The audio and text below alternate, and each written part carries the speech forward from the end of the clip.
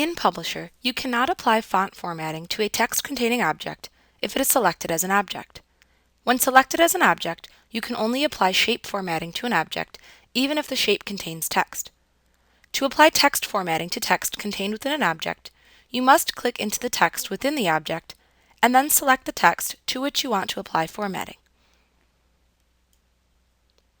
Once you have selected your text, you can click the buttons available in the Font button group on either the Home tab or the Format tab of the Text Box Tools Contextual tab. You can hold your mouse pointer over any buttons shown in this button group to see a screen tip that shows the name and function of each button. Note that some buttons, such as the Font Color button, have a small drop-down arrow on them that you can click to select a choice from the drop-down menu. Other buttons, such as Bold and Italic, are simply toggle buttons that either apply or remove the formatting specified by the button. Also notice that the Clear Formatting button, which removes all text formatting from selected text, returning it to plain text within a text-containing shape. Alternately, if you select text within an object, you can simply hold your mouse pointer over selected text and wait for the mini toolbar to appear. You can then use the formatting buttons in the mini toolbar to apply many common font formatting options. For advanced users, you can set all font formatting options for selected text by clicking the Font dialog box in the lower right corner of the Font button group on either the Home tab or the Format tab of the Text Box Tools Contextual tab within the ribbon. In the Font dialog box that appears, you can access many text effects. Use the various drop-down menus and checkboxes to apply the formatting you want. At the bottom of the dialog box is a preview of how the selected font formatting will appear. You can click the Apply button to apply the formatting and leave the Font dialog box open, or you can click the OK button to apply the formatting and then close the entire dialog box. You can apply paragraph formatting to selected text by clicking the buttons available within the Paragraph button group, located on the Home tab within the ribbon. Here you will find bullets and numbering, line spacing, paragraph alignment, and special characters. Like font formatting, you can also click the Paragraph dialog box launcher in the lower right corner of this button group to open up the Paragraph dialog box. In this dialog box, you can set the properties shown on the three tabs available: indents and spacing, tabs, and line and paragraph breaks.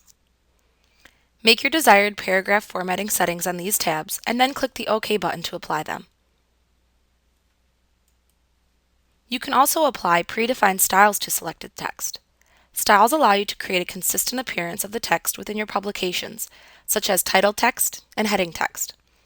To apply a style to selected text, click the Styles drop-down button in the Styles button group on the Home tab within the ribbon, and then select the desired text style to apply from the drop-down menu. In the Arrange button group on the Home tab in the ribbon, you will find options you can apply to selected text within a shape, as well as options that apply to the entire shape. You can click the Wrap Text drop-down to select a style of text wrapping to apply to text within a text box. You can either click the Bring Forward or Send Backward drop-down buttons to change the order in which the selected object overlaps other objects on the page. You can click the Align button to choose from one of the available alignment options displayed within the drop-down menu of choices. If you have multiple objects simultaneously selected in your page, you can click the Group button to group the individual shapes together as a single unit. Clicking the Ungroup choice will split grouped objects back to their individual components. You can click the Rotate button to select a rotation option for the selected object from the drop-down menu of rotation choices. You can also click the Format tab of the Text Box Tools Contextual tab within the ribbon to see other attributes that you can apply to selected text in a text box, as well as to the text box itself. If you have text selected, you can click the Text Fit drop-down button in the Text button group on the Format tab within the ribbon to apply a selected method of fitting text within its shape. You can click the Text Direction button to alternate the text between vertical and horizontal display. you can click the hyphenation button to open up the hyphenation dialog box, where you can set whether or not to automatically hyphenate text within a text box and where the hyphenation should occur.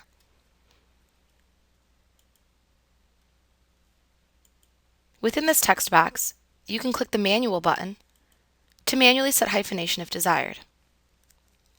When finished, click the OK button.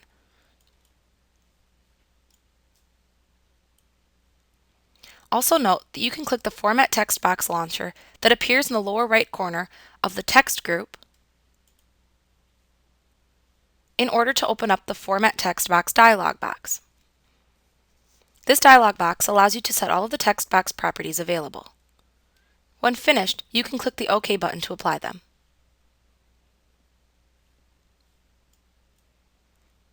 The Font button group, shown on the Format tab of the Text Box Tools Contextual tab in the ribbon, displays the same choices that you have displayed in the Font button group on the Home tab in the ribbon. In the Alignment button group on this tab, you can set the horizontal and vertical alignment of text within the shape by clicking a desired button. You can also click the Columns and Margins buttons to set column display in a shape or to set internal margin size.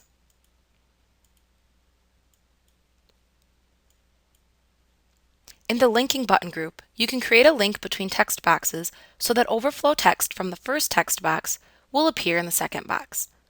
This allows you to continue a story across multiple text boxes on different pages, which can be useful for newspaper publications.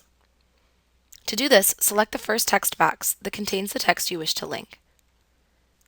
Then click the Create Link button. Next, click on the empty text box where you want the overflow text to appear to create a link between the two boxes. Arrows will appear on these text boxes once they are linked, and you can click the arrows to easily move between the two linked boxes. Once linked, you can click the Break button to break a link if necessary. You can also click the Next and Previous buttons to jump between linked text boxes quickly. If using Publisher 2010, then the Effects button group on the Format tab of the Text Box Tools Contextual tab in the ribbon, you can click the Shadow, Outline, Engrave, or Emboss toggle buttons to apply and remove those styles to the selected text. If you are using Publisher 2013, in the Word Art Styles button group, you can click on a word art style shown to apply it to the selected text. You can also click the Text Fill drop-down in this same button group to choose a fill color for the selected text. You can click the Text Outline drop-down to choose a color, weight, dash style, and outline effects for the selected text. You could also click the Text Effects drop-down button to select a type of text effect grouped by category to apply to the selected text from the drop-down menu that appears. In the Typography button group, you can click the Drop Cap drop-down to select a style of drop cap for the selected text.